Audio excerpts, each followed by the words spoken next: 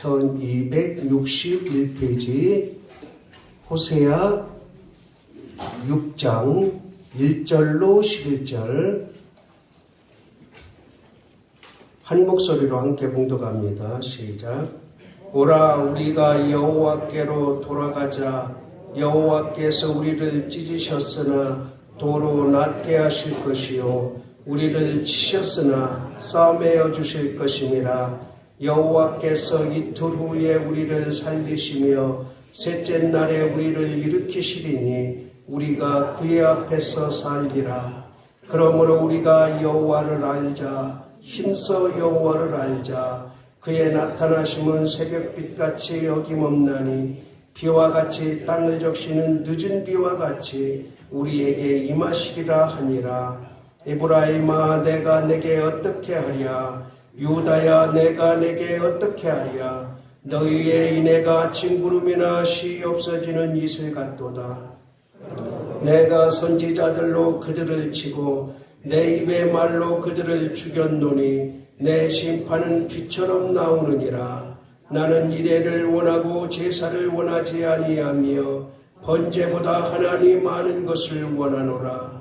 그들은 아담처럼 언약을 어기고 거기에서 나를 반역하였느니라. 길르앗은 악을 행하는 자의 고울이라. 피 발자국으로 가득 찼도다. 때가 사람을 기다림같이 제사장의 무리가 세겜길에서 살인하니 그들이 사악을 행하였느니라.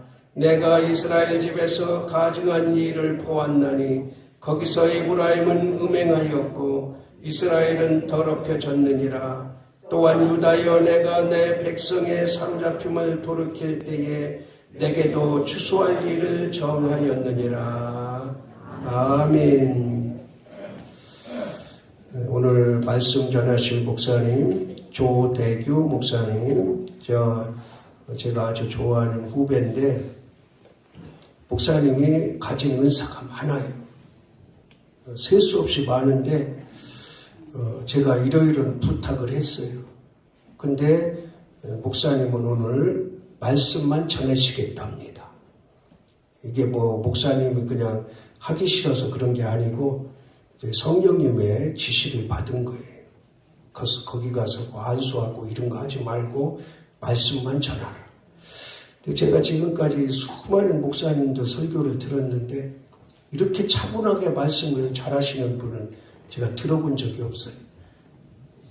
여러분 오늘은 말씀 가운데 아침에 올 때 이슬비가 촉촉히 내렸잖아요. 밖에서 있으면 젖는 줄 모르게 젖어요. 오늘 차분한 말씀 가운데 그런 은혜가 임하시리라 믿습니다. 오늘 병든 자 낫습니다. 여러분 문제 해결됩니다. 꼭 안수해야 막 역사 일어나고 그런 게 아니고 오늘은 정말 역사 일어나는 날이에요. 그 말씀에 집중해서 차분하지만 저같이 소리 지르고 이런 설교 안 하지만 촉촉한 말씀 가운데 오늘 기적이 일어날 줄을 믿습니다. 우리 목사님 나오실 때 오른손 번쩍 들고 샬롬으로 인사합니다. 샬롬.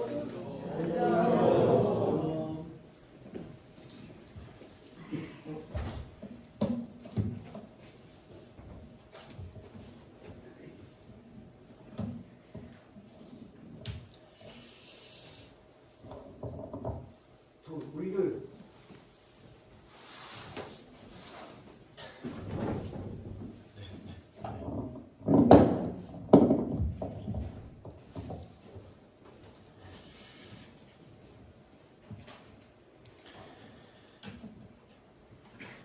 하나님께서 어떤 마음을 가지고 저를 이 장안교회에 여러 번 설교자로 세우시는가 그 묵상을 했어요. 여러분 하나님이 하시는 일은 허투루 우연찮게 되는 일이 없습니다. 정말 지내놓고 보면 그때는 몰랐지만 그때는 너무 힘들었지만 고통스럽고 이해가 안 되고 왜 나한테 이런 일이 있어? 그럴 때가 많지만 지내놓고 보면 그것이 하나님의 은혜였구나, 하나님의 뜻이었구나, 그것이 나를 사랑하는 하나님의 계획이셨구나 라는 것을 고백할 때가 참 많습니다. 그렇죠? 네. 그런데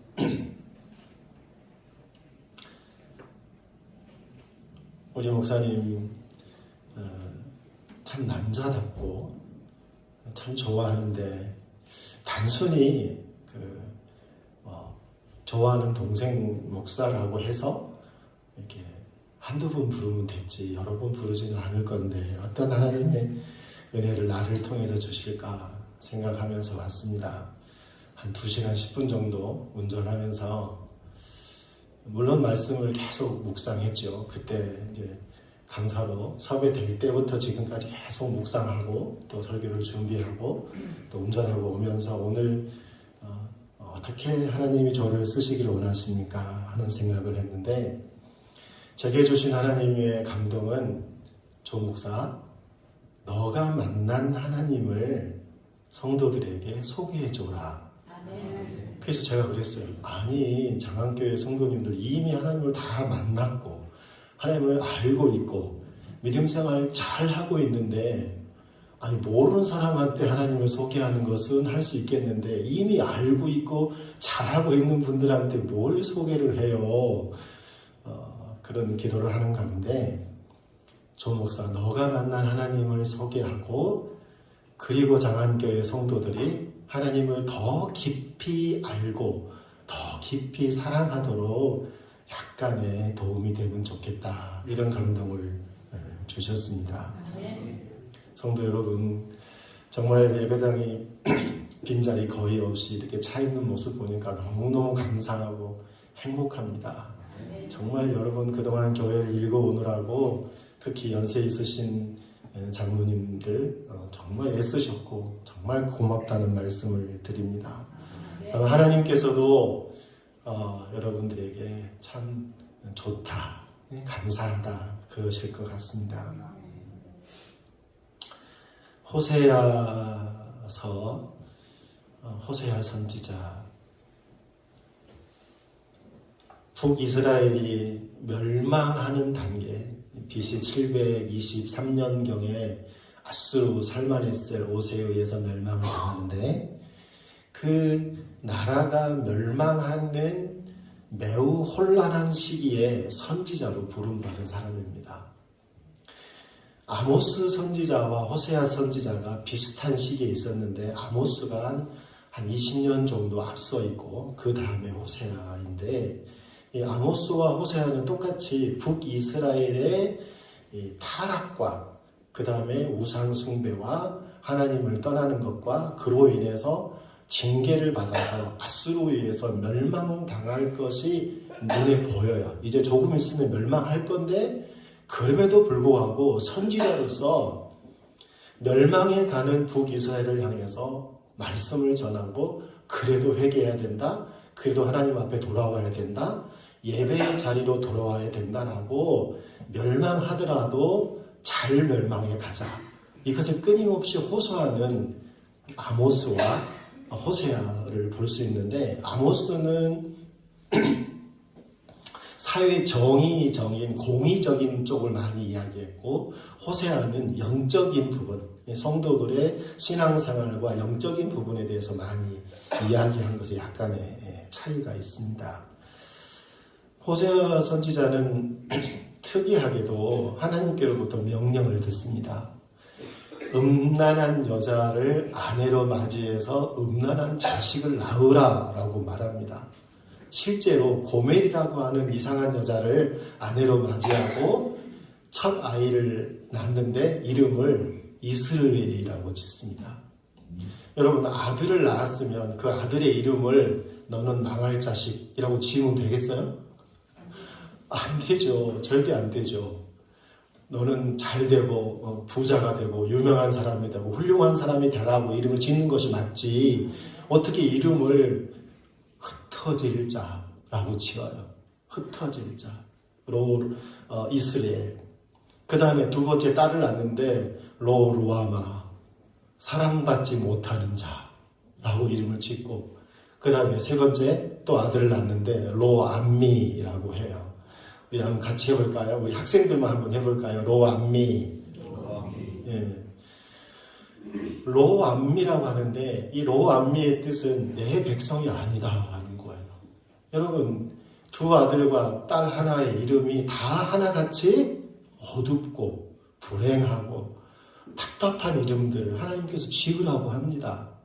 그것은 뭘 말하냐면 현재 북이스라엘 너희들의 영적인 상태가 그러하다는 거예요.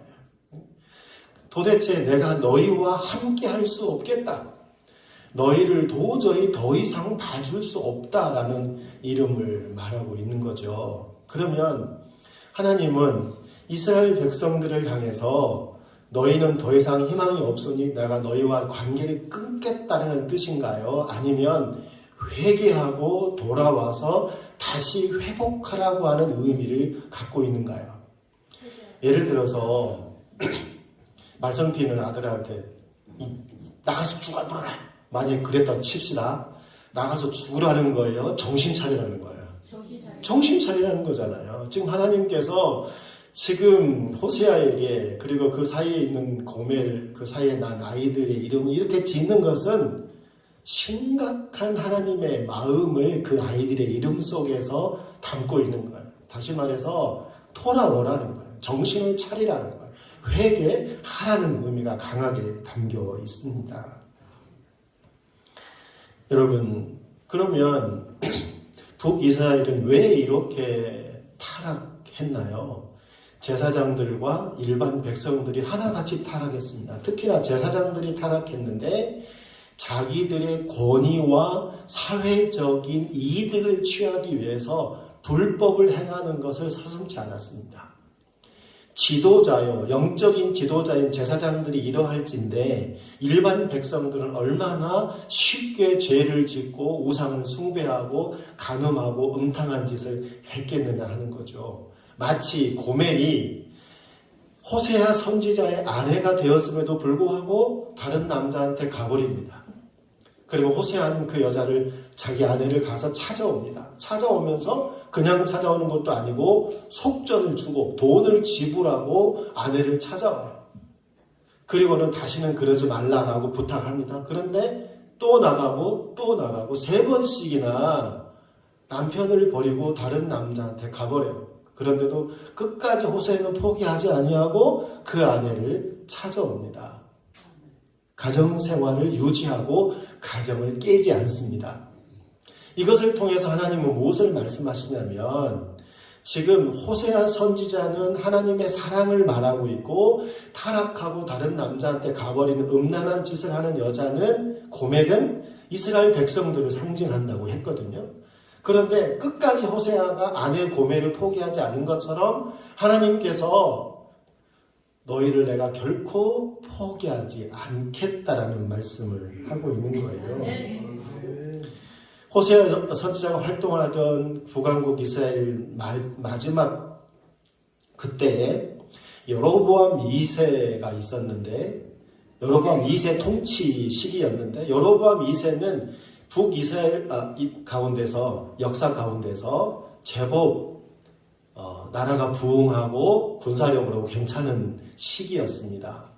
여러분, 사람이 살만하고 여유가 생기면 어떻게 해요? 타락하게 돼요. 영적으로도 그렇고 육체적으로도 그렇고 타락하게 돼요. 그래서 여로보암 2세 이후에 6명의 왕이 등장하는데 이 6명의 왕 중에 4명이 암살을 당합니다. 어떤 왕은 취임한 지 1개월 만에 암살을 당해요. 그 중에 무나헴이라는 왕은 암살을 당하지 않는데 아들 부가이아에게 왕위를 이렇게 이어주게 되는데 이 무나헴이 암살당하지 않고 아들 부가이아에게 왕위를 전수하게 되는 이유 중에 하나가 뭐냐면 아수르 이방 나라에 조공을 바쳐요. 거기에 머리를 숙여요. 그래서 정권을 보장받아요. 여러분, 하나님을 섬기는 왕이 이방 나라, 핫수루에 고개를 숙이고 조공을 바쳐야 되겠어요? 아니면 하나님을 의지해서 전쟁을 감당하고 백성들을 규합하고 이렇게 결기를 세워야겠어요. 네, 문하의 왕은 그 길로 가지 않고 고개 숙이는 것을 택했고 왕위는 보존받았지만 아들에게는 갔지만 그 아들 부가이아는 베가라는 왕에게 또 암살을 당합니다. 베가는 또 다른 왕에게 암살을 당해서 6명의 왕들 중에 4명이 불행한 역사를 갖게 됩니다. 그런 혼란한 와중에 지금 호세아 선지자와 아모스 선지자가 활동하고 있는 것입니다. 여러분, 호세아 선지자는 730년, 750년에서 720년 그 어간에 활동한 사람이거든요. 그러니까 지금부터 약 2700년 전에 활동했던 선지자입니다. 2700년 전에 북이스라엘의 정치적인 상황과 영적인 상황, 그 다음에 일반 성도들과 백성들의 도덕적인 그런 상황들을 보면 오늘 우리가 살고 있는 2025년의 현실과 별 차이가 없어요. 우리 친구 괜찮아. 조금만 집중해요. 잠바 좀 벗어요. 우리가 조금 실내가 좀 히트 안 들어가죠. 조금 더운 것 같아요. 괜찮아요. 저는 이 호세아 선지자 말씀을 묵상하면서 하나님 2025년의 대한민국, 2025년에 우리 조국의 교회들, 주의 종들, 그리고 성도들의 모습을 호세아의 말씀을 통해서 저에게 묵상하게 하시고 깊은 슬픔을 갖게 하셨어요. 하나님, 2700년 전에 호세아 선지자의 북왕국 이스라엘이 멸망해 가는 그 영적인 제사장들의 타락과 또 백성들의 도덕적인 타락과 정치적인 혼란과 그런 모습이 오늘 2025년을 살아가는 우리 한국 교회와 성도들과 제사장들의 모습이 이렇게 비교가 되면서 제 마음속에 깊은 슬픔이 왔어요. 그래서 제가 그래서 하나님 좀 영향력 있고 좀 큰 교회 목사한테 이런 좀 책임감을 주시지. 저는 영향력도 없고 조그만 교회 이름 없는 목사인데 왜 저한테 이런 부담감을 주십니까? 일단 기도는 하겠습니다. 하나님, 기도는 열심히 하겠습니다. 금식 하나만 하겠습니다. 이런 마음을 갖게 됐는데요. 여러분, 우리 한국의 근대 역사를 보면 역대 지도자들 중에 행복한 마무리를 한 지도자가 있나요?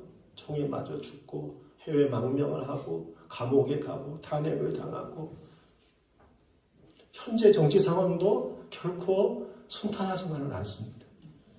그 가운데, 이 혼란한 가운데 교회가 있고 목사들이 있고, 그것도 큰 교회 목사들이 관련되어 있고, 여러분, 세상의 빛과 소금의 역할을 감당해야 되고 세상에 선한 영향력을 끼쳐야 되는 교회가 오히려 세상 사람들이 걱정하는, 교회가 왜 그런다냐 걱정하는 그런 모습을 보면서 내가 목사 된 것이 너무너무 부끄러운 시대가 되어버렸어요. 어디 가서 내가 목사입니다 라고 인사하기가 조심스러운 그런 시대가 되어버린 것에 대해서 지극한 책임감을 느껴요. 너무너무 부끄러움을 느껴요.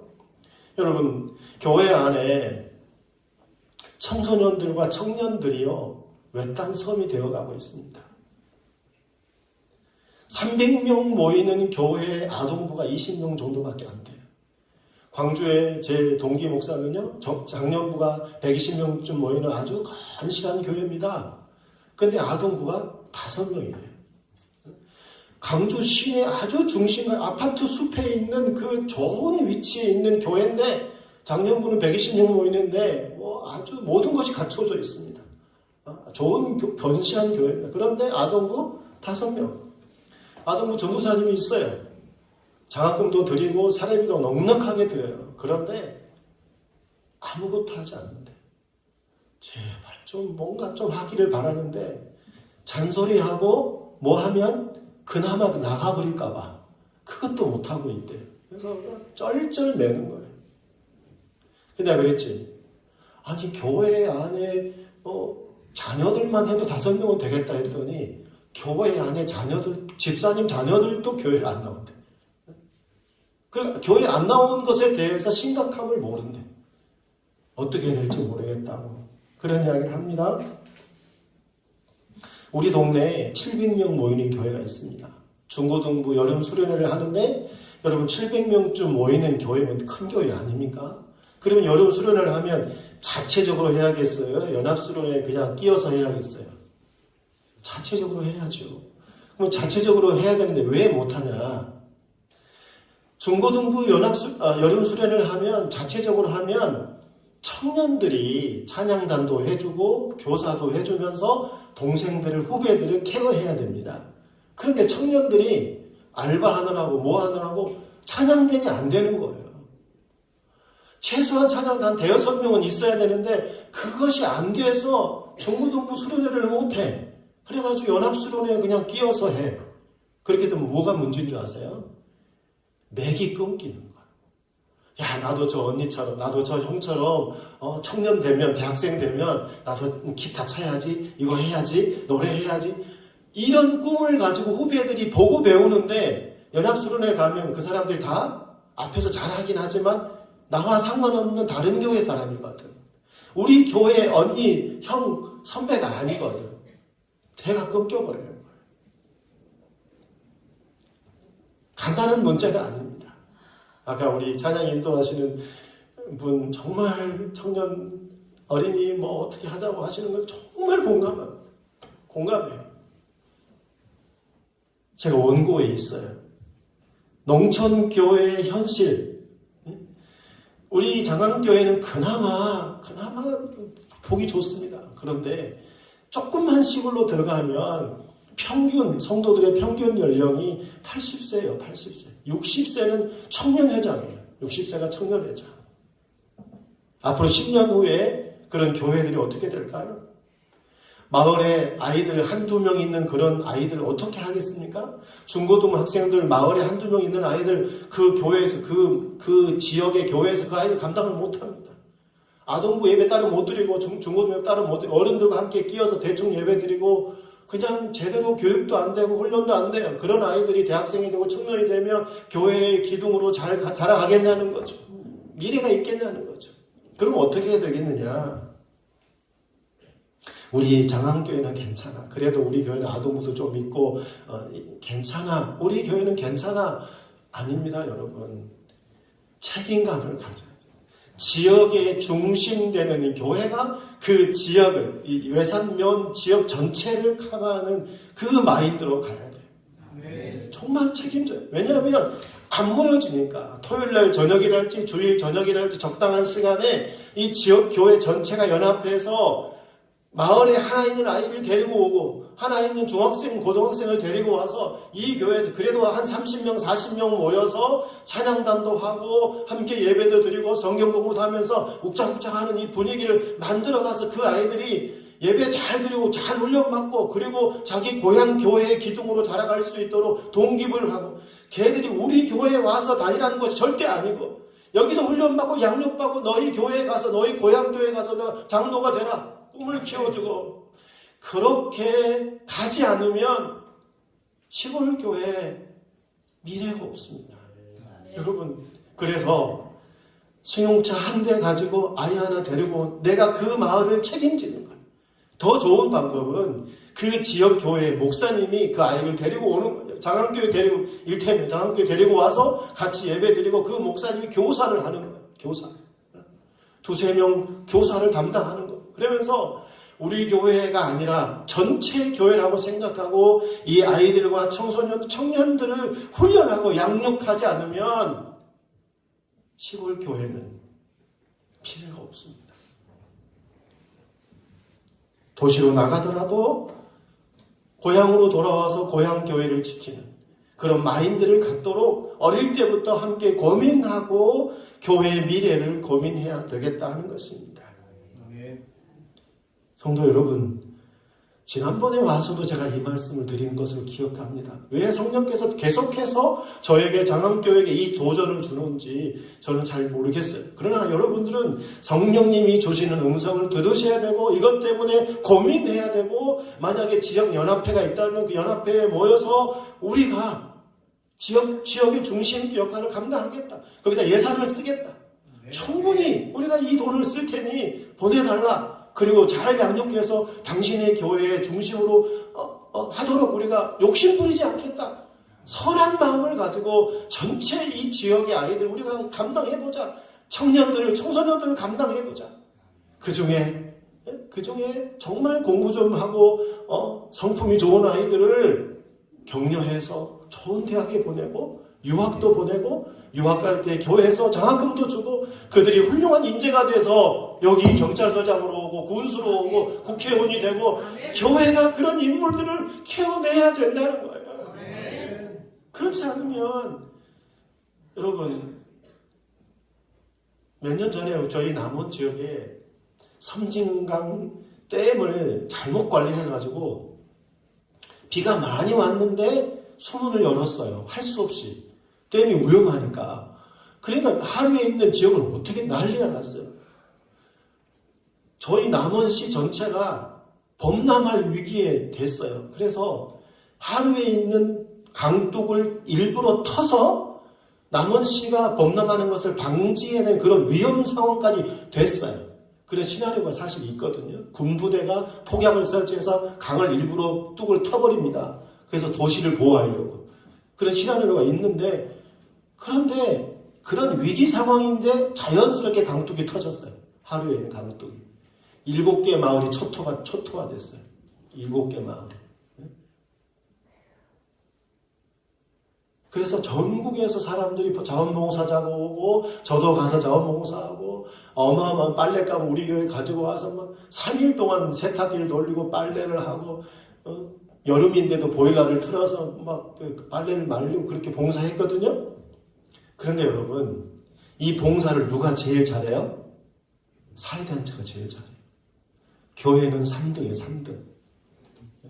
새마을 부녀회, 무슨 라이온스 클럽 이런 사람들이 봉사를 기가 막히게 합니다. 교회는요, 아니요, 봉사할 사람이 없어요. 지난번에 무한 항공기 사고 때 제가 2번 고향소에 갔습니다. 한 번은 개인적으로 가고 한 번은 성도들을 모시고 갔는데 거기에 프랑카드들이 굉장히 많이 붙어 있더라고요. 무슨 절, 무슨 암자, 그 다음에 무슨 사회단체, 무슨 공경단체, 교회는 하나도 없어요. 하나도. 제가 일부러 둘러봤어요. 목포, 기독교 연합회, 무한군 기독교 연합회 이름으로 프랑카드가 그래도 하나 붙을만 한데, 근조 붙을만 한데, 교회는 하나도 없고, 절은 수십 개가 붙어 있어요. 자원봉사하는 사람들은 물론 교회 단체도 있긴 하지만 일반인들이 훨씬 더 크게 형성되어 있더라고요. 그 모습을 보면서 교회가 뭐하고 있나. 이런 재난을 당한, 불행을 당한 이웃들을 향해서 교회가 뭐하고 있나. 정말 부끄럽다. 부끄럽다. 많이 서글펐습니다. 하나님 앞에 너무너무 죄송했습니다. 사랑하는 성도 여러분, 나는 괜찮아. 나만 잘하면 돼. 우리 교회는 괜찮아. 그 수준에 머물러 있으면 안 됩니다. 아무리 작은 저 섬에, 외딴 섬에 2-3명 모이는 교회, 나 죽으면 교회, 문 닫을 교회일지라도 하나님 이 교회 살려주십시오. 이 교회에 좋은 사람 보내주십시오. 좋은 목사님 보내주십시오.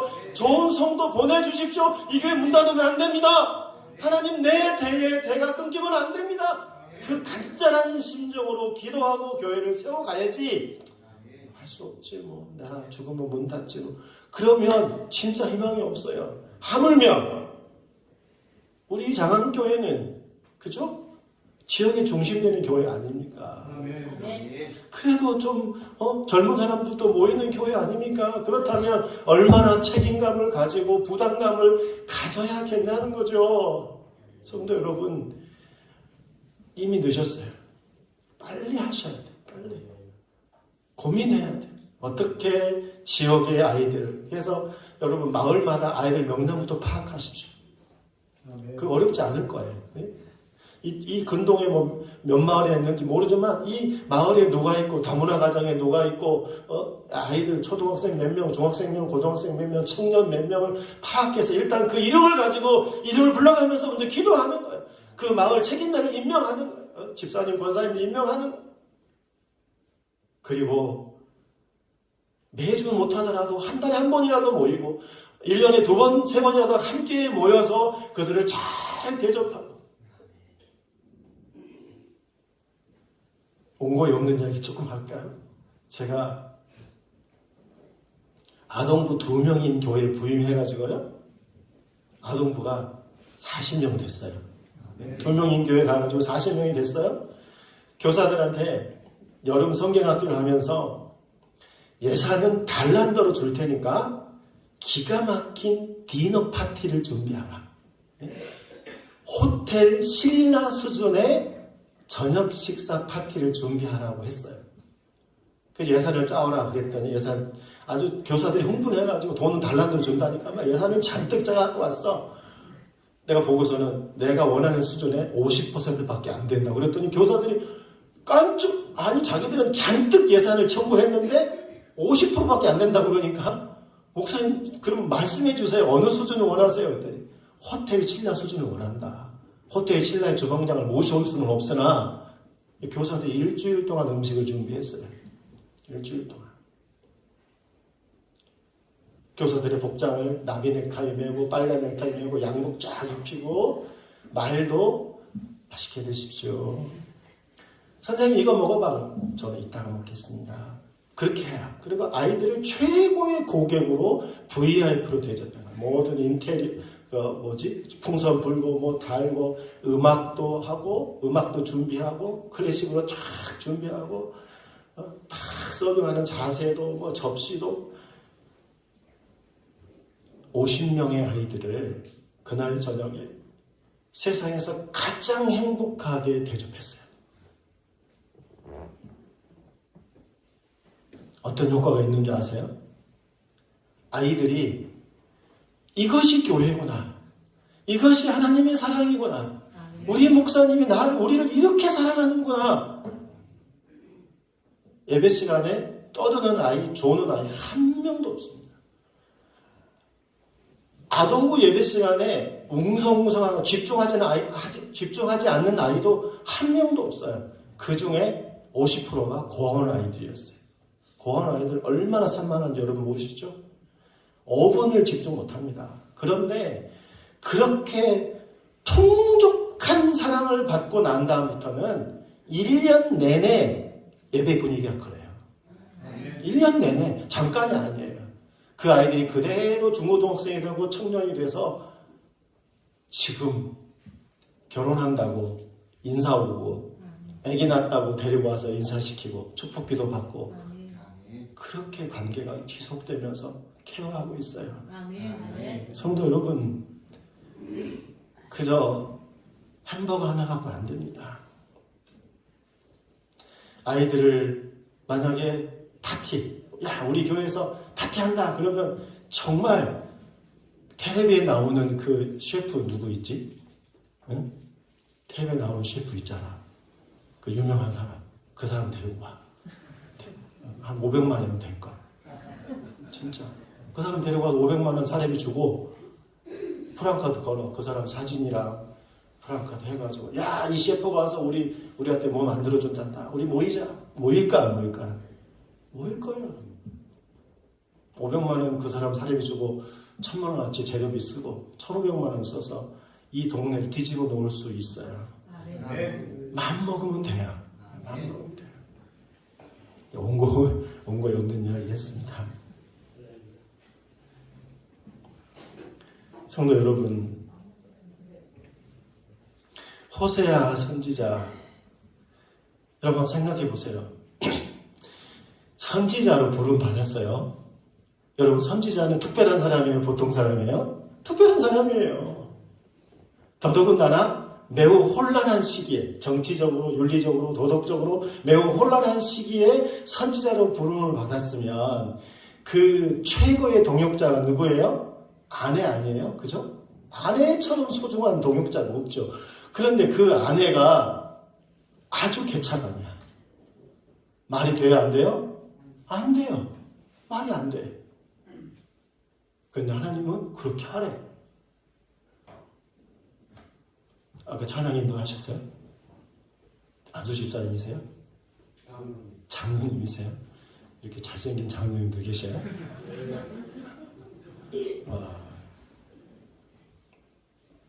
장로님, 그런 아내를 맞이해서 그런 자식을 낳으라. 하나님이 음성을 들었어요. 그럼 뭐라고 그래요? 안 들리는데요? 다시 한번 이야기해보세요. 아, 전화가 왜 이렇게 찌릿거리지? 다음에 다시 해주세요. 하나님이 나 바빠요. 그렇게 끊어야 돼. 알았죠? 그렇게 끊어야 돼. 막 들으려고 애쓰지 마요. 내가 원치 않는 소리는 들으려고 애쓰지 마요.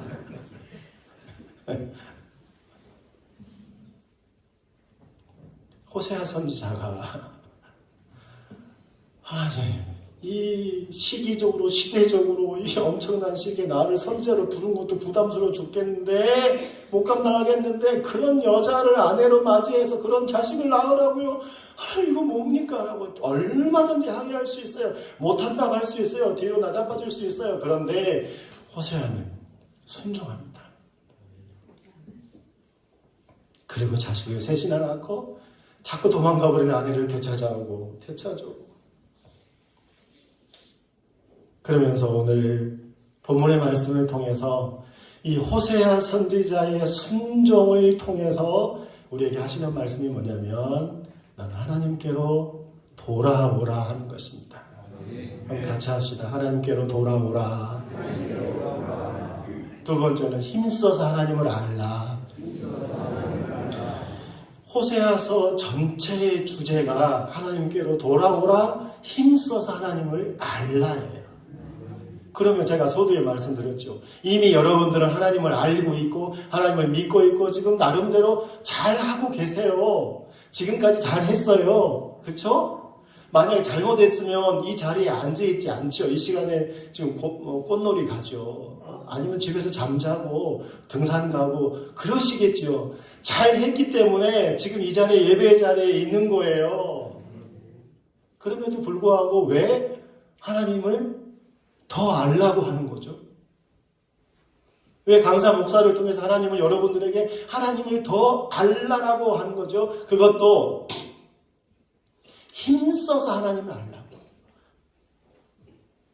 여기서 힘쓰다라는 말은 라다프라는 단어를 썼는데 누군가를 열심히 쫓아간다는 뜻이에요. 앞에 가는 사람을 그냥 대충 쫓아가는 것이 아니라 최선을 다해서 앞에 있는 사람을 놓칠까봐, 놓치면 안 될까봐 힘써서 최선을 다해서 쫓아간다는 뜻이에요. 다시 말해서 하나님을 알되 최선을 다해서 쫓아가고 최선을 다해서 그를 알기 위해서 내 가진 모든 것을 다 한다는 의미거든요.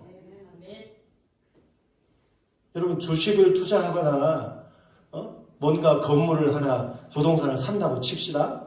그것이 비싸든 싸든 내가 지금 하나 살려고 계약서를 쓰려고 그래요. 그럼 계약서 쓰기 전에 뭐부터 하는 거예요?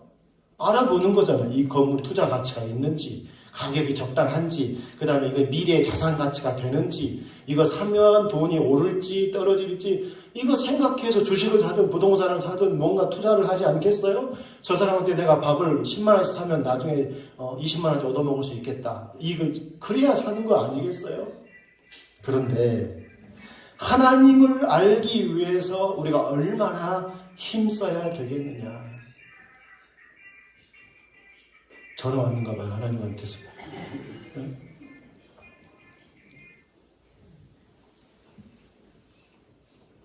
하나님을 안다는 것은 힘써서 안다는 것은 누군가를 최선을 다해 쫓아간다는 의미였는데 하나님을 안다는 것은 어떤 의미냐면, 안다.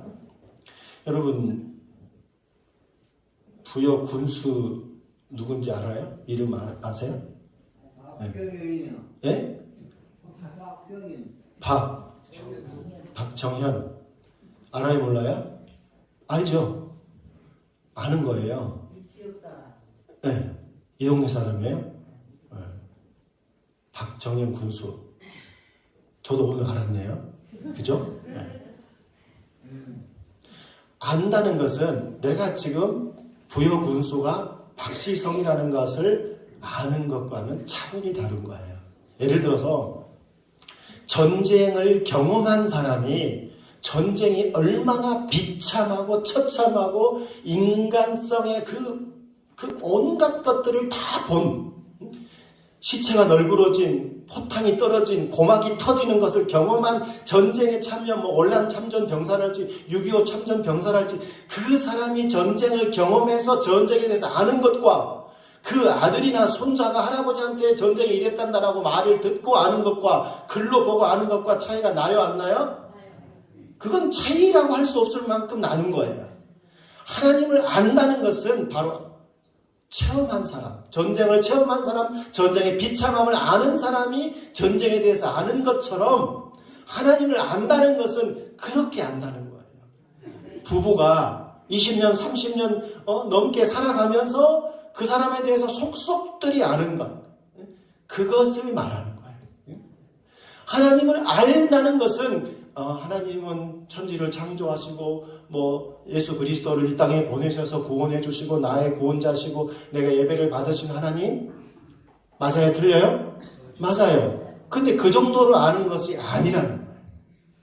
하나님이 나와 어떤 상관이 있는지 어떤 분인지 속속들이 깊이 아는 것. 30년, 40년 동안 부부로 살면서 그 사람의 기질과 특성과 습관을 정확하게 아는 것처럼 하나님에 대해서 알기를 원한다는 거예요, 여러분. 그러면 우리가 하나님에 대해서 여러분이 알고 있는 것에서 얼마나 더 깊이 더 단계를 밟아서 올라가야 되겠느냐 하는 것입니다.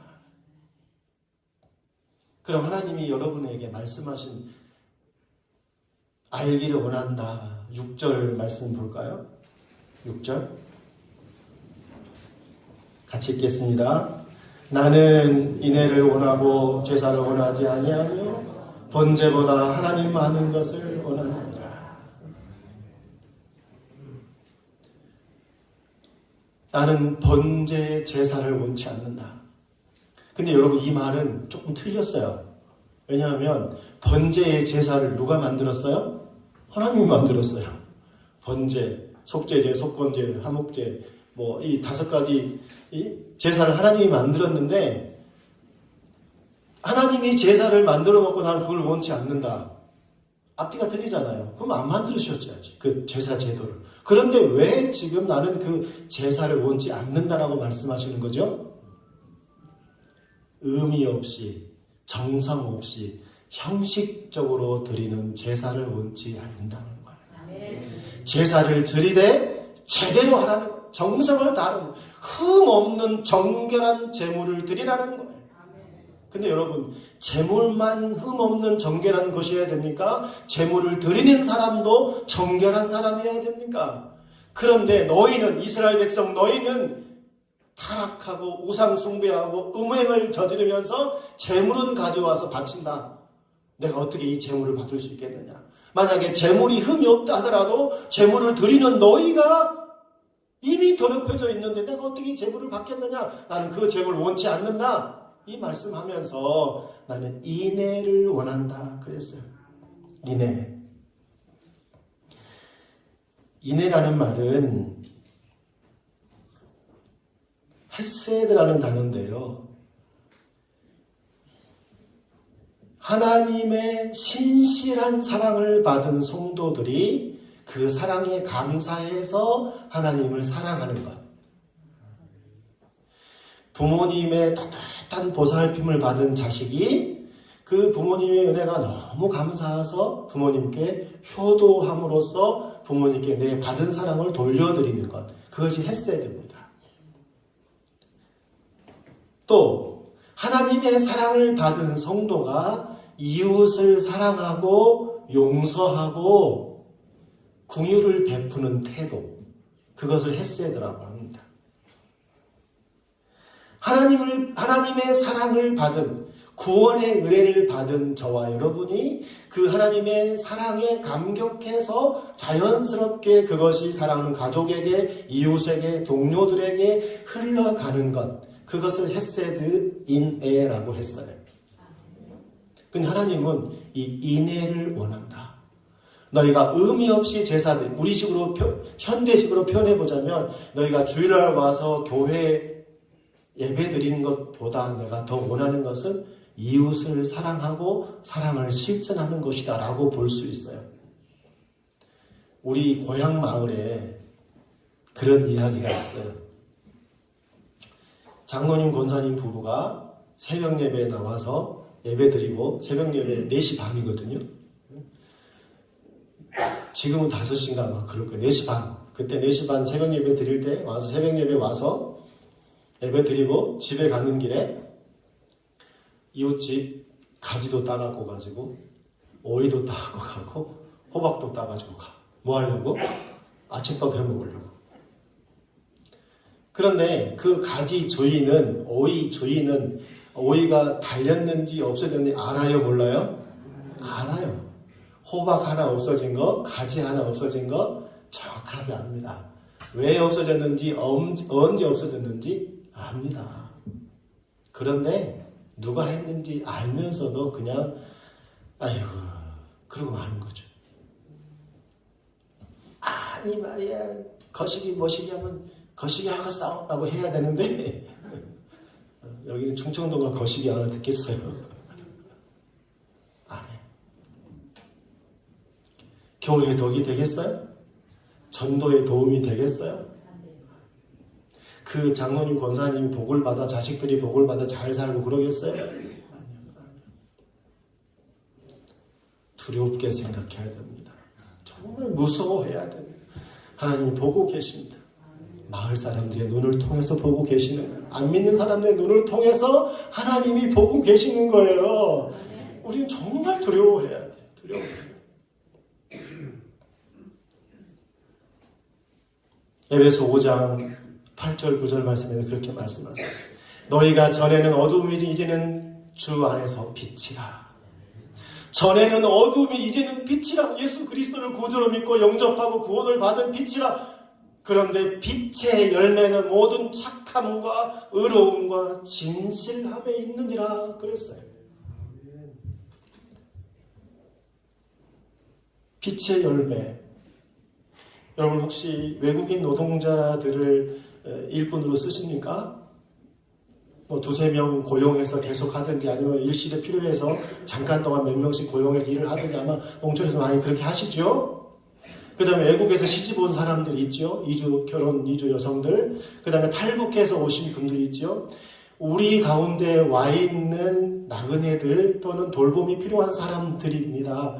그들을 향해서 과연 예수 믿는 사장인 나는, 교회 장로요 집사인 나는 그들을 어떻게 대하고 있느냐? 그 한 영혼이 구원받고 복음을 영접하고 조국에 돌아가서 전도자의 삶을 살기를 바라는 마음으로 그를 대하고 그를 대접하고 있느냐? 아니면 한낱 그저 품삯 주고 일꾼 부리는 것으로 대하고 있느냐? 예수 믿는 사람은, 예수 믿는 사장은, 예수 믿는 종업원은 뭔가 달라야 된다는 거예요. 다르지 않고서는 영향력을 가질 수 없어요. 다르지 않고서는 하나님의 영광을 드러낼 수 없어요. 그런데 우리는 많은 그리스도인들이 교회에 와서 그리스도인이고 교회 바깥에는 그저 집사인지 권사인지 모르게 그렇게 행동할 수가 있다는 것입니다. 하나님이 그것을 말씀하시는 거예요. 헤세드, 인애, 종이 주인에게 최선을 다하는 태도입니다. 주인의 이익을 위해서, 만약에 종업원이다 그러면 그 주인의 이익을 위해서 최선을 다해서 장사를 하든지 물건을 팔든지 영업을 하든지 업무를 감당하든지 그 태도가 바로 인애의 태도입니다. 여러분 직장생활 하시죠? 최선을 다해서 하는 것입니다. 요령 피우지 않는 것입니다. 시간 10분도 종이 A4 한 장도 허투루 쓰지 않는 것입니다. 누가 보거나 보지 않거나 감독하거나 감독하지 않거나 내 양심에, 신앙의 양심에 맞게 똑바로 최선을 다해서 재정을 관리하고 주어진 업무를 감당하는 것, 바로 그것이 하나님께서 원하시고 기뻐하시고 하나님께서 축복하시는 축복의 통로가 된다는 것입니다. 여러분이 혹시 사장님입니까? 직원을 두고 있는 개인 사업을 하는 사장님입니까? 여러분의 사장이, 여러분의 주인이 위에 계신 줄로 아십시오. 내가 사장이, 내가 대장이 아니라 나의 사장님은 위에 계신다. 주님이 나의 사장님이시다. 하나님이 나의 사장님이시다. 어떤 사람은요, 회사에 자기 자리 옆에 더 좋은 자리에 빈 의자를 하나 둔대요. 실제로. 이것은 사장님 자리, 주님이 사장님입니다. 주님이 이 회사를 경영하십시오. 저는 주님 뜻대로 이 회사를 잘 심부름하겠습니다. 그런 마인드를 가지고 예배하고 직원들을 대하고 영업하고 그런 사람이 있대요, 여러분. 여러분, 좋은 것은 배우십시오.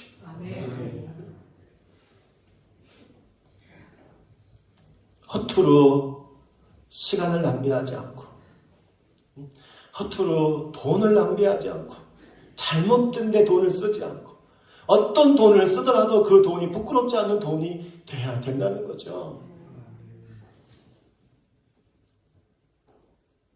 제가 중학교 3학년 때 토요일날 저녁에 이제 자취를 하니까 시내에서 자취하다가 토요일날 오후 되면 이제 집에 들어오잖아요. 자취를 하다가 친구야, 이제 재밌는 이야기 하려고 그래. 설교 그만하고.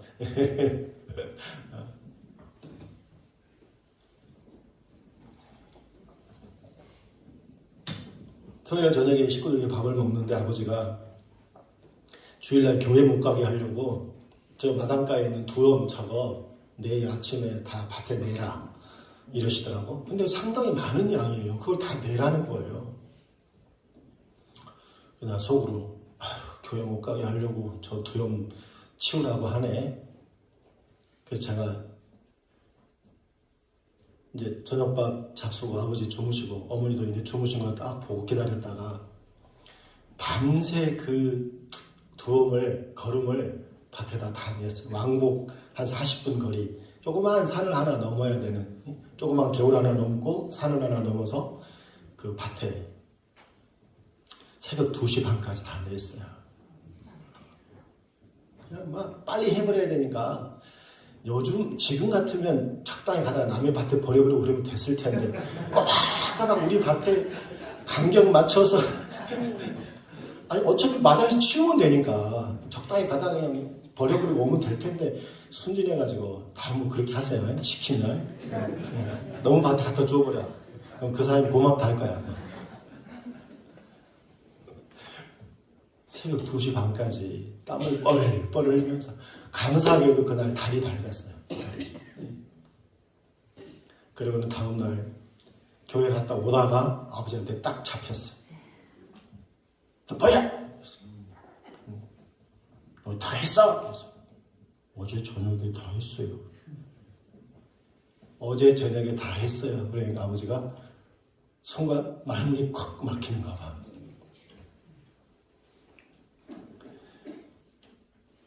고등학교 3학년 공부 열심히 했습니다. 좀 공부 좀 했어요.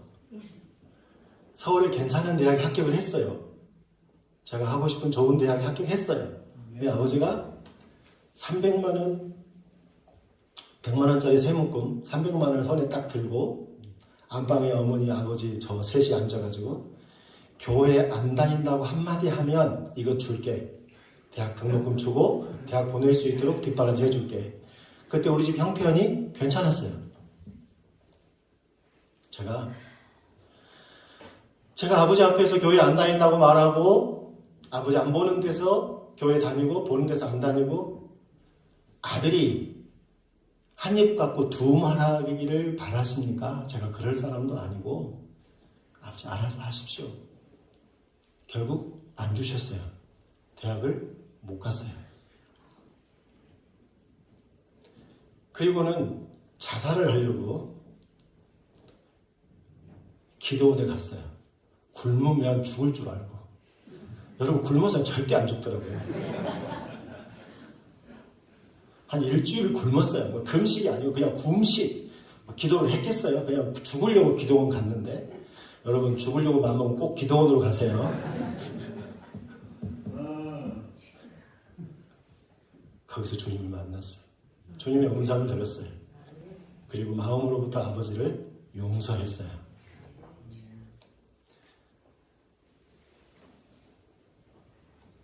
83세 아버지가 돌아가셨는데 시골에서 약 30억이 넘는 유산을 남기셨어요. 상당한 부자였습니다. 그런데 저한테는 1,000원도 안 주셨어요. 말씀이 목사 자식은 내 자식 아니니까 돈 줘봤자 필요 없으니까 한 푼도 주지 마라. 안 줘. 저한테 한 푼도 안 왔어요. 그리고 한 사람한테 몰빵이 됐어요. 그냥 다른 우리가 6남매인데 6남매 형제들이 가만히 있었겠어요? 죽이니 살리니 소송하니 난리를 쳤겠어요? 여러분 마음을 곱게 쓰세요. 우리 조가들이 그렇게 나쁘지 않거든요. 제가 성질 급한 둘째 형을 설득하기 위해서 서울에 있을 때 3번 내려왔어요. 순천에. 3번 내려왔는데 마지막 3번째 저녁밥을 같이 먹고 형수가 차려준 저녁밥을 같이 먹고 저녁 9시 반부터 새벽 5시까지 둘째 형이랑 실갱이를 했어요. 형, 포기해. 형제간에 소송하는 건 안 돼. 우리 집안 콩가루 집안 만들지 마. 형님한테는 그런 권리가 없어. 형은 소송해서 찾고 뭐 재산 차지하고 그럴 수 있었겠지만 형은 그럼 우리랑 단절이야. 조카들, 사촌들 다 관계 끊어져. 나는 얼굴 들고 고향에 갈 수 없어. 형은 내 고향을 뺏을 권리가 없어. 돈 필요해? 나 기도해 줄게. 내가 목사야. 그것도 내가 40일 금식기도 하는 목사라니까. 제가 진짜 그랬어요. 내가 기도해 줄 테니까 형 그거 포기하면 하나님이 줄 거야. 형님이 원하는 것보다 더 많이 줄 거야. 그러니까 포기하라니까. 새벽 5시까지 형이랑 울었다가 그냥 막 성질을 냈다가 그냥 형수는 둘이 문일 날까봐 저 식당 한쪽에 앉아가지고 그거 졸고 있고 둘이 싸우면 형수가 와서 뭐 말리기는 하겠어요? 말리지도 못하면 하여튼 형수님 들어가 주무세요. 그래도 아니요 삼촌 괜찮아요. 그러면서 결국 새벽 5시 계속 기도했죠. 하나님 우리 형의 마음을 빨리 움직여주세요. 나 좀 피곤해 자야겠어요. 결국은 형이 저한테 반말 안 하거든요. 늘 제 존대를 해요. 아이씨 새끼야 이러더라고요. 그 소리가 얼마나 반갑던지. 여러분 욕먹으면 행복한 줄 아십시오. 아이씨 새끼야. 됐냐? 자자. 네, 잡시다. 반갑습니다. 그리고 제가 그 둘째 형님을 위해서 정말 기도해. 하나님이 갚아주십시오. 하나님이 살아계신 것을 보여주십시오. 그 일이 있고 3년 후에 한 해에 30억을 벌었어요. 그 해. 그 새꼬막 양식을 했는데 다른 집은 다 죽었는데 형님 것만 살아있어. 20kg 한 박스에 5만 원 하던 것이 20만 원까지 가는 거야. 물량이 없으니까 하루에 3천만 원씩 수익을 올리는 거예요. 7층짜리 빌딩을 샀어요. 거기서 한 달에 1,700만 원 월세가 나와요. 지금도 나와요. 3년 전에, 지금부터 3년 전에 형이 저한테 3억 3천만 원짜리 땅을 저에게 줬어요. 600평 땅을 저한테 줬어요. 1,000원에도 땅이 있다는데 그것도 달라고 할 생각이에요. 아멘? 아멘. 네.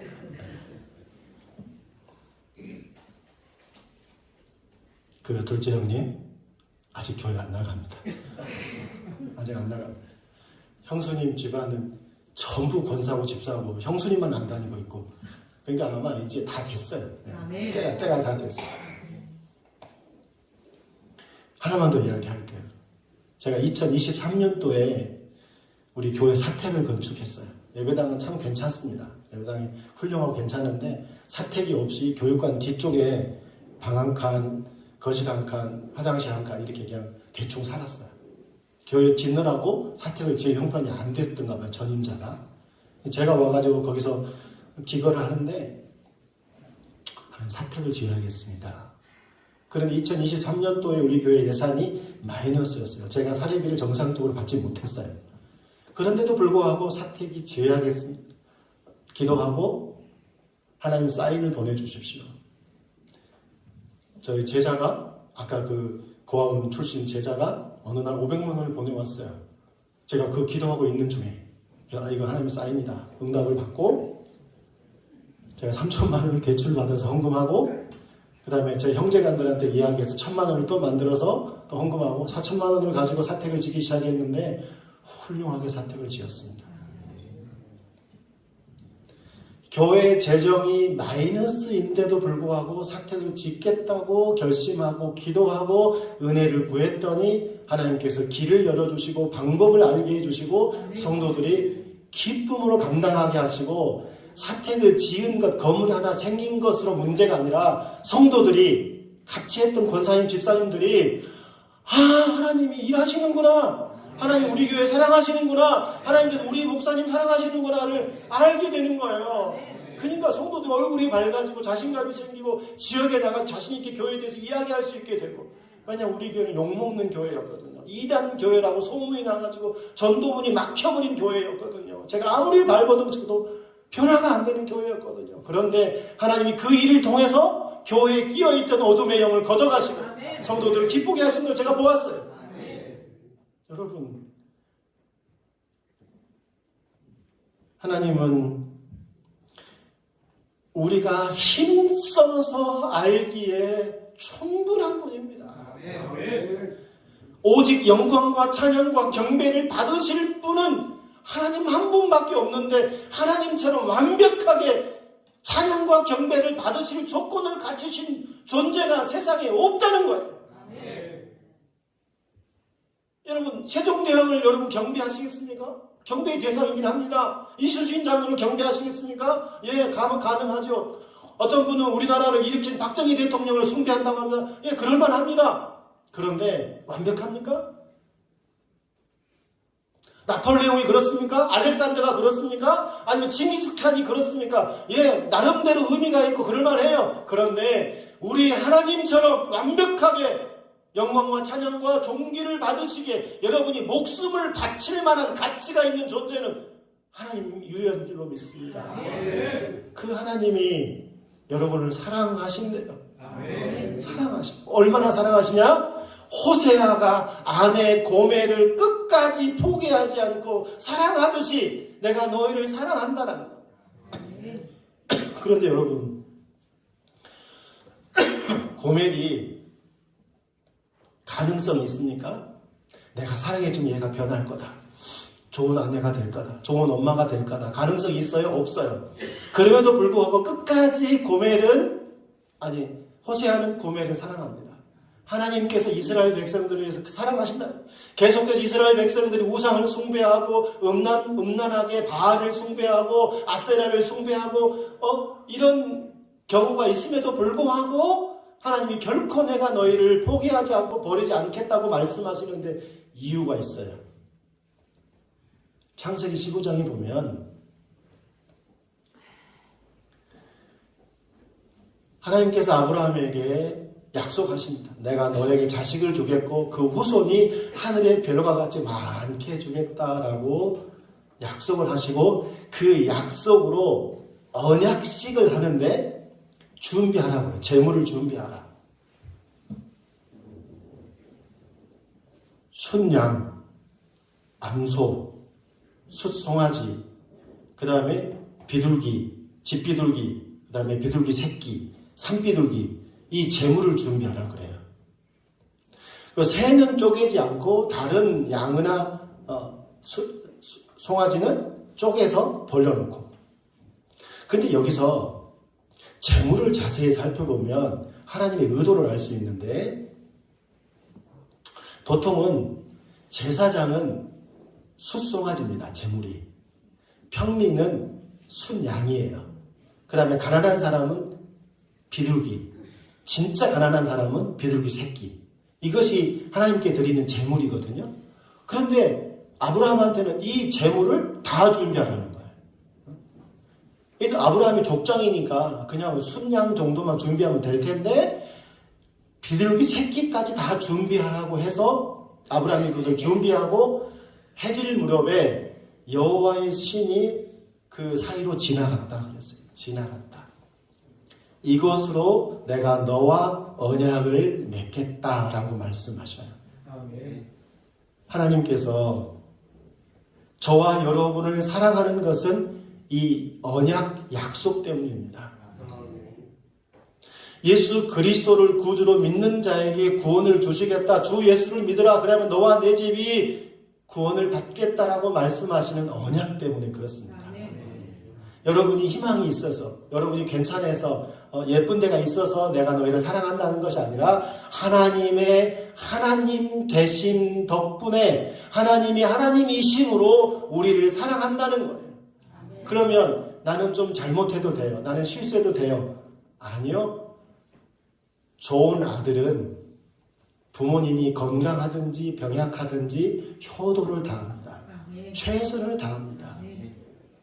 저에게 유산 한 푼 안 주신 아버지, 제가 무덤에 가서요. 아버지 저 왔어요. 아버지 입번하는 막내 아들 왔어요. 저를 입번하셨어요. 제가 공부 잘했거든요. 아버지 화해합시다. 화해. 무덤에 대고 화해합시다. 나 아버지 이해하여? 입장을 바꿔놓고 생각해 보니까 막내 아들 정식이 참 쓸만한데, 응? 키도 크고 괜찮게 생겼고 공부도 잘하고 좋은 대학 보내고 싶고 뭔가 뻐기고 싶은데 임식기가 예수한테 빠져가지고 말도 안 듣고 고집부리고 아버지도 참 속상했겠어요. 입장을 바꿔놓고 생각해 보니까 참 미안합니다. 아버지가 이해가 갑니다. 나도 아버지 이해하고 아버지도 나 이해해주고 이제 우리 잘 지냅시다. 아니 세상에 그러고 나니까요. 제 마음에 얹혀있던 것들이 다 풀렸어요. 어휴, 그거 참 아무것도 아니었는데 아마 그것이 주님의 은혜였던 것 같아요. 풀렸어요. 그러면 저는 지금 가난뱅이냐, 유산 한 푼도 못 받았고 자식이 넷인데 냈다 대학 보내느라고 막 빚도 지고 그랬냐? 아니요. 자식 냈다. 다 좋은 대학 나왔습니다. 그리고 큰 놈 두 놈 다 30 무렵에 장가 가서요. 제가 올해 5월달에 10월달에 할아버지 됩니다. 큰 며느리 작은 며느리 여러분 부럽죠? 그 다음에 5월 3일 날 필리핀에 있는 딸이 휴가 나와서 남자친구 인사시키겠다고 합니다. 내년 5월 9일 날 결혼하겠다고 통보해 왔습니다. 30살에 결혼합니다. 딸도. 막내도 이제 야 우리 집안은 30 안에 결혼해야 되는구나. 나도 열심히 살아야겠구나. 우리 막내 그러고 있습니다. 저는 노후 준비가 끝났습니다.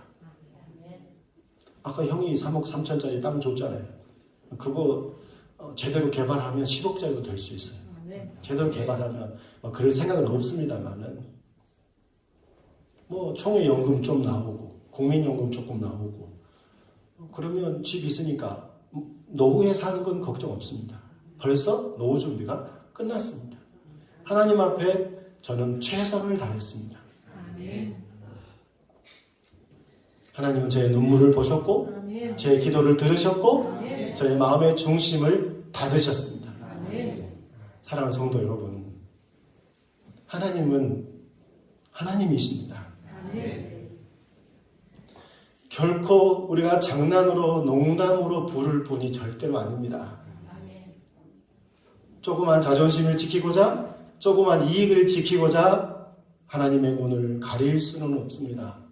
잠시 동안 피할 수 있을지 몰라도 잠시 동안 하나님의 눈을 피할 수 있을지 몰라도 바다 끝에 있느냐? 하늘 끝에 있느냐? 거기 주님이 계시더라. 그러므로 어떻게 할 것입니까? 힘써서 하나님을 알고 하나님이 원하시는 것이 인애라는 헷세라는 사실을 알고 여러분의 직장생활에서 여러분의 가정생활에서 동서지간에 형제지간에 이웃지간에 최선을 다해서 하나님의 인애를 실천하는 성도의 삶을 통해서 선한 영향력을 갖게 되기를 축복합니다. 제가 둘째 형이랑 같이 짝짝꿍 해가지고 소송해가지고 제 유류분 찾았더라면 순천에 건실한 아파트 하나는 챙겼을 것입니다. 저는 깨끗이 포기했습니다. 형제간의 화목을 위해서 제가 먼저 무릎 꿇었습니다. 하나님 안 됩니다. 우리 집안 콩가루 집안 되면 안 됩니다. 여름에 어머니 모시고 우리 어머니가 90이신데 어머니 모시고 우리 형제간들이 모이면 40명 정도 모입니다. 얼마나 재밌는지 모르고 웃음이 천정을 들썩들썩합니다. 사촌들, 조카들 모이면 올해 이제 어머니 구순잔치 할 건데 잘하면 텔레비 나올 수 있어요. 지금 KBS 국장이 우리 후배인데 야, 너 촬영 좀 해봐. 협박을 해놨어요. 텔레비 나오게 좀 해줘. 그래놨어요. 여의도의 국장이니까 아마 이제 말씀을 정리하려고 합니다. 성도 여러분, 여러분의 자존심을 살리고자 작은 이익을 살리고자 체면을 살리고자 하나님의 영광을 가르치겠습니까? 아니요. 차라리 내가 죽고 내가 손해보고 내가 자존심 꾸기고 내가 무릎 꿇음으로써 교회가 잘 된다면 주님이 영광을 받으신다면 복음이 전도되어진다면 사도 바울이 모든 것을 버리고 감옥에 갇혀서도 그 감옥에서 착고가 채워졌는데도 베드로도 마찬가지고 감옥에서도 하나님을 찬미한 것처럼 여러분 감옥에서 어떻게 하나님을 찬미할 수 있어요? 지금 매를 맞고 채찍에 맞아가지고 고통스러워 죽겠는데 어떻게 하나님을 찬미할 수 있어요? 매보다 고통보다 감옥에 갇힌 것보다 더 큰 무엇을 그들이 가지고 있었기 때문이 아닌가요? 마찬가지로 오늘 저는 이 생각했어요.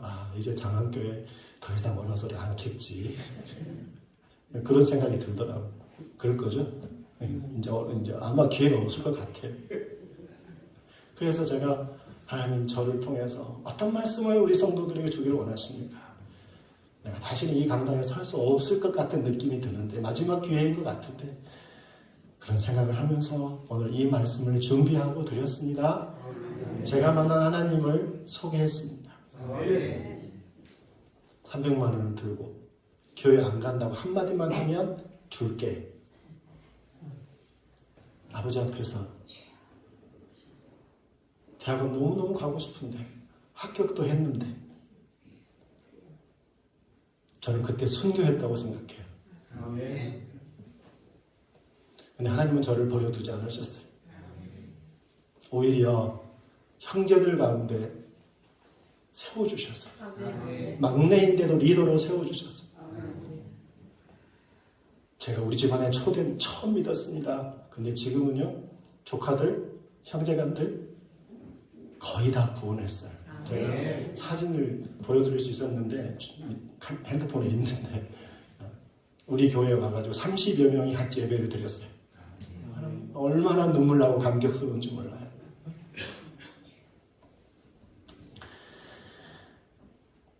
호세아서를 통해서 주시는 주님의 음성, 내가 너를 사랑한다. 내가 너희를 결코 포기하지 않겠다. 나는 하나님이기 때문이다. 너희가 이뻐서, 너희가 미래가 있어서, 소망이 있어서가 아니라 내가 하나님이기 때문에 너희를 사랑한다. 끝까지 포기하지 않겠다. 그러므로 어떻게 하라? 내게 돌아오라. 힘써서 나에 대해서 알아라. 힘쓴단 말이 무슨 뜻이라고요? 쫓아간다는 죽을 똥말똥 쫓아간다는 뜻이에요. 그런 우리 장안교회 성도 여러분, 특별히 우리 학생들, 청년들 여러분 명심하십시오. 하나님 잘 믿어야 소망이 있고 미래가 있고 그 가운데 그 어떤 것보다도 귀한 것 하나님을 잘 믿는다는 믿음으로 산다는 것의 소중함을 아는 우리 학생들, 특별히 우리 학생들, 청년들 되시기를 주님의 이름으로 축복합니다. 두 손 한번 들까요?